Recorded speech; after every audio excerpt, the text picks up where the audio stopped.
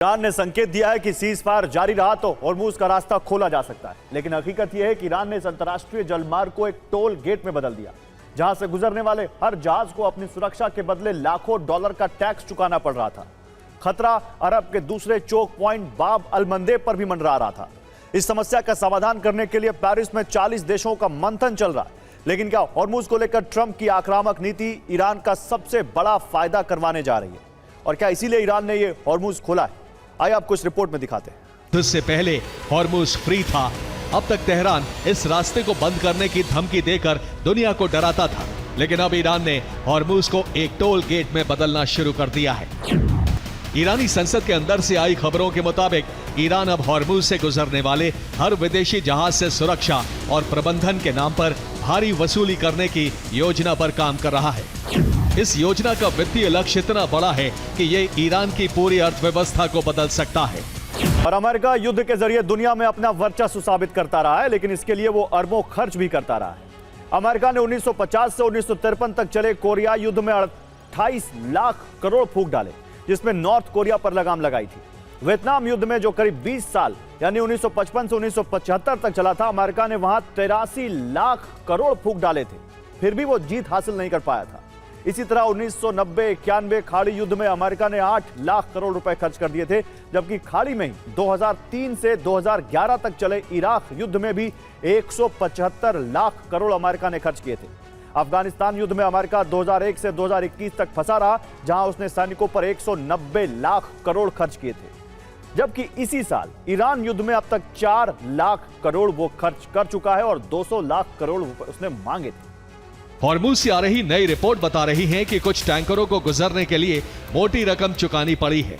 तेल टैंकरों से ये फीस ईरान के बैंकिंग चैनल के जरिए या फिर ईरान के बनाए टोल सिस्टम के जरिए वसूली जा रही है, ताकि ईरानी मुद्रा रियाल को मजबूत किया जा सके। और अब होर्मुज सिर्फ समुद्री रास्ता नहीं रहा, ये एक टोल गेट में बदल गया है, जहां तेल कंटेनर अपनी मर्जी से नहीं बल्कि सिग्नल देखकर आगे बढ़ रहे थे।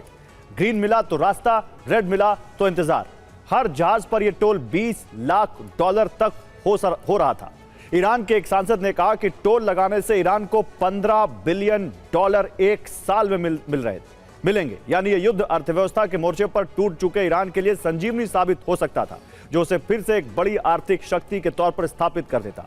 लेकिन सवाल सिर्फ होर्मुज का नहीं है, पूरे लाल सागर कॉरिडोर यानी यूरोप और एशिया के तेल रूट का है। इस कॉरिडोर के एक तरफ होर्मुज एंट्री पॉइंट की तरह है, जहां ईरान का कंट्रोल है और टोल वसूलने की बात वो कर रहा था, और नीचे बाब अल मंदेब यानी एग्जिट पॉइंट, जहां हूती का खतरा बना हुआ है। बीच में पूरा लाल सागर कॉरिडोर यानी यूरोप की तेल सप्लाई लाइन है। आगे स्वेज नहर से होकर यहां से रास्ता यूरोप तक जाता है। सऊदी अरब ने होर्मुज के खतरे को भांपते हुए यानबू पाइपलाइन जैसा बाईपास बनाया था, लेकिन अब यह पाइपलाइन भी खतरे में है। ईरान की सरकारी न्यूज एजेंसी तस्नीम न्यूज ने चेतावनी दी है कि आज के बाद बाब अल मंदेब स्ट्रेट को पार करने वाला कोई भी जहाज सुरक्षित नहीं होगा। अब हमला किसी भी तरफ से हो सकता है। इसीलिए फ्रांस के राष्ट्रपति मैक्रों और ब्रिटिश प्रधानमंत्री कीर स्टारमर ने पेरिस के एलिसी पैलेस में एक इमरजेंसी मीटिंग बुलाई है। जर्मनी के चांसलर मर्स और इटली के प्रधानमंत्री जॉर्जिया मेलोनी भी इमरजेंसी बैठक में पहुंचे हैं। इस मीटिंग में करीब 40 देशों के नेता वीडियो कॉन्फ्रेंसिंग के जरिए जुड़ रहे हैं। खास बात यह है कि इस बैठक में अमेरिका, इजराइल और ईरान शामिल नहीं है। तो बाब अल मंदेब अब सिर्फ एक रास्ता नहीं बल्कि खतरे का जोन बन चुका है। ऊपर आसमान में कामिकाज़े ड्रोन का खतरा है, जो सीधे जहाज को टारगेट कर सकते हैं। किनारों से हूती की मिसाइल और रॉकेट का खतरा है। समुद्र की सतह पर तेज रफ्तार फास्ट अटैक बोट्स हैं, जो अचानक पास आकर हमला कर सकती हैं। इनके साथ सुसाइड बोट्स, जिनमें विस्फोटक भरे होते हैं और सीधे जहाज से टकराने की कोशिश होती है। और खतरा यही खत्म नहीं होता, पानी के नीचे छिपी समुद्री माइंस, जो दिखती नहीं लेकिन टकराते ही जहाज को तबाह कर सकती हैं। और उससे भी नीचे टॉर्पीडो, जो गहराई से हमला करते हैं और बचाव का समय तक नहीं देते। यही वजह है कि बाब अल मंदेब अब सिर्फ एग्जिट पॉइंट नहीं बल्कि सबसे जोखिम भरा दरवाजा बन चुका है। लाल सागर में जहाजों के लिए बीमा प्रीमियम में 5000% की अभूतपूर्व बढ़ोतरी हुई है। अनुमान है कि तनाव के कारण लगभग 2000 से ज्यादा कार्गो जहाज समुद्र में अलग अलग जगहों पर फंसे हुए हैं। कच्चे तेल की कीमतें एक बार फिर $95 प्रति बैरल के स्तर पर पहुंच गई है, और इसका असर यूरोप, तुर्की से लेकर एशियाई बाजारों तक महसूस किया जा रहा है। पाकिस्तान में शांति वार्ता के लिए एक बार फिर मंच तैयार किया जा रहा है, लेकिन इस मंच से युद्ध विराम का रास्ता निकलेगा या नहीं, इस प्रश्न का उत्तर फिलहाल कोई नहीं दे सका। ऐसा इसलिए क्योंकि अमेरिका और ईरान भले ही शांति की दिशा में आगे बढ़ने की इच्छा जता रहे हों, लेकिन वार्ता जिस मुद्दे पर अटकी है उस पर सहमति बनना नामुमकिन सा लग रहा है। और यह अनुमान नहीं है, बल्कि अमेरिका और ईरान ने खुद इस विवाद को संकेतों में सार्वजनिक किया है। आखिर कैसे मिले ये संकेत, आइए आपको इस रिपोर्ट में दिखाता हूं।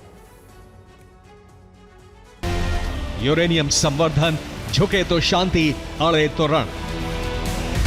अमेरिका की शर्त है ईरान 20 वर्ष तक यूरेनियम संवर्धन ना करे और ईरान अपना संवर्धित यूरेनियम भी अमेरिका को सौंपे, जिसके जवाब में ईरान ने 5 वर्ष तक यूरेनियम संवर्धन ना करने का ऑफर दिया है, लेकिन संवर्धित यूरेनियम यूएस को सौंपने से साफ मना कर दिया है। खबर यह है कि ईरान ने अपनी मिसाइल अड्डों का पुनर्निर्माण शुरू कर दिया है, विदेशी मिलिशिया को देश के अंदर तैनात कर रहा। दरअसल ईरान यूरेनियम संवर्धन का अधिकार नहीं छोड़ सकता, वो इसलिए क्योंकि ईरान जीवाश्म ईंधन पर निर्भर नहीं रहना चाहता। इसलिए घरेलू बिजली के लिए उसे परमाणु ऊर्जा की जरूरत है। इसके लिए ईरान को 3 से 5% संवर्धित यूरेनियम की जरूरत है। इसके अलावा ईरान को मेडिकल और साइंस रिसर्च के लिए भी यूरेनियम चाहिए, ताकि रेडियोथेरेपी वाले मरीजों का इलाज हो सके, और इसके लिए 20% तक यूरेनियम संवर्धन की जरूरत है। यही नहीं, ईरान का यूरेनियम कूटनीति का ब्रह्मास्त्र भी है। एक तरह से इसे ईरान का सबसे बड़ा बार्गेनिंग चिप यानी सौदे का हथियार कहा जा सकता है। यही वजह है कि ईरान ने दबाव बढ़ाने के लिए ही 60% तक यूरेनियम संवर्धन किया है, और यही वो हथियार भी है जो ईरान की राष्ट्रीय संप्रभुता बनाने में मददगार है, क्योंकि शांतिपूर्ण उद्देश्य के लिए संवर्धन का अधिकार ईरान को परमाणु अप्रसार संधि से मिला है, और यह अधिकार ही ईरान को वैज्ञानिक उद्देश्यों के लिए संवर्धन करने की छूट देता है। पीट हेग्सेथ ने चेतावनी देते हुए कहा है कि यदि तेहरान के साथ कोई समझौता नहीं हुआ तो हम अपनी पूरी ताकत के साथ लड़ाई शुरू करेंगे। ईरान के पास परमाणु हथियार नहीं होंगे, यही हमारा अंतिम फैसला है।